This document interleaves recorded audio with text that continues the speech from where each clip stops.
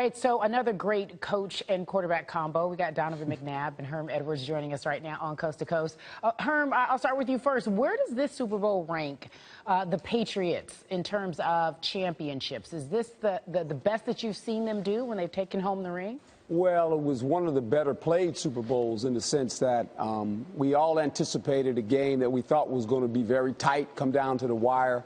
When it started out, it didn't look like that. It looked like the Atlanta Falcons were going to run away with it. But I think if you were really watching the game in the totality of it, the first half, going in, I felt that this game was not out of reach.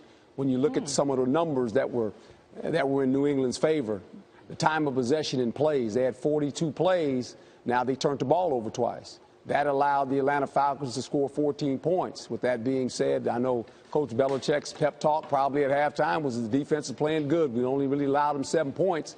We can move the ball. We got to make some stops. They were able to do that. This high-flying Atlanta offense only scored 7 points the second half, and then from that point on, it was about Captain America, and this is why he is Captain America, a national treasure. Came back and won his 5th Super Bowl. So it was one to behold, and it was one of the best Super Bowls that I've seen in quite some time. All right, Donovan, let's talk about Captain America. You said before this game that he was already the greatest of all time. And you also tweeted, which I thought was interesting, this would be a great time for Tom, the GOAT, to retire, go out on a high note. Congrats, big guy. We just heard Michael Holley say that he could see Tom playing for 4 more years. So I'm not a mather. So 39, 40, 41, 42. We're adding it on air. Could you see him playing into his 40s, or should he call it a career now? Well, I think there's a lot of different factors that play into this part. I think for Tom, and we learned a little bit more about what's going on with his family. And Tom is a family guy. You know, he talked about his dad and how much he loves his dad, and he's sort of his idol. And we did see his mom after the game. You know, and be able to corral her and be able to hug her. And it got real emotional at that particular point. So there are a lot of key factors that play into this. I said it because, you know, you think of the guys who have been able to ride off in the sunset. You think of Jerome Bettis and the Super Bowl win that he had back home in Detroit in his retirement year. Then you talk about Peyton Manning last year at 39 years old as well. Didn't play as well as Tom did in the past game last night. But yet and still, this is something that you can look back on a career in which, you know, the man has played in 7 Super Bowl games. He's won 5, played in 11 or 12 AFC championship games, and over a decade has taken a franchise like the New England Patriots to great heights and become one of the best organizations, not only just in the NFL and football, but in sports. You know, we compare them to the San Antonio Spurs, where you have Greg Popovich and Tim Duncan and all these great players that have played under Greg Popovich. We look at the Yankees and what they've had, of the storybook careers of Derek Jeter and some of the great players that have played in baseball. The New England Patriots and Tom Brady, and I think they should be separated, Bill Belichick and Tom, because of the greatness that they've brought to the game.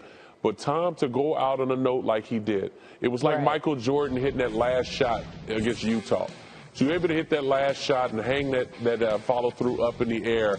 That's a mic drop moment. And for Tom to lead his team down all the way when they haven't led in the game at all, and now to win it in overtime, to drive them down to win, that's a mic drop moment where we can look back on a career of a young man where I said he didn't have to win this game to be the greatest of all time. But for him to win this game, not only is he the greatest quarterback to ever play, I think he's the greatest football player to play in the NFL. All right, so, Coach, would you agree? Could you see Tom Brady retiring right now? Well, no, because I think Tom Brady still wants to play. Sure. And, you know, he's the type of guy that I think, and when you think about retirement, every player has to look at himself in the mirror, but also look at himself on tape. I've always said this. When you have a standard of how you play, Donovan had that standard of how he was going to play football. I had the same type of standard. And when you watch yourself on tape and you're looking at the tape and you say, who is that guy? I don't know that guy. Then it's time to retire. I don't think Tom Brady's there yet.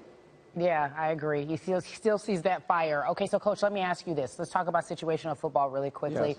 Do you think Bill Belichick and Brady are the best at that in the Patriots? They're the best organization as far as team-wise. They understand situation football and play it to the T. And there was a lot of situations in this game when you think about it. It unfolded in New England's way. Now, they had to make some plays down the stretch that usually have to be made, but they seem to be in the right place at the right time when the moment presents itself. Right. You know, they don't beat themselves. Right. Now, early in the game, it looked like it because Brady wasn't having a good way. He was a little bit off, and Atlanta had a lot of energy. But think about this game. This game played out like the national championship game in football. They had 96 offensive plays. Right. 96. And Atlanta had 42. You're not going to win that game. You give Captain America 96 plays, you're not going to beat him.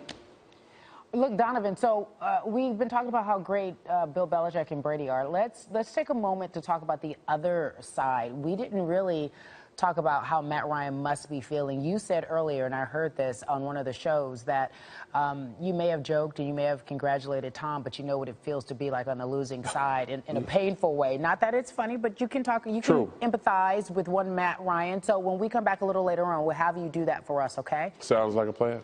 All right, coach and quarterback, thank you so much.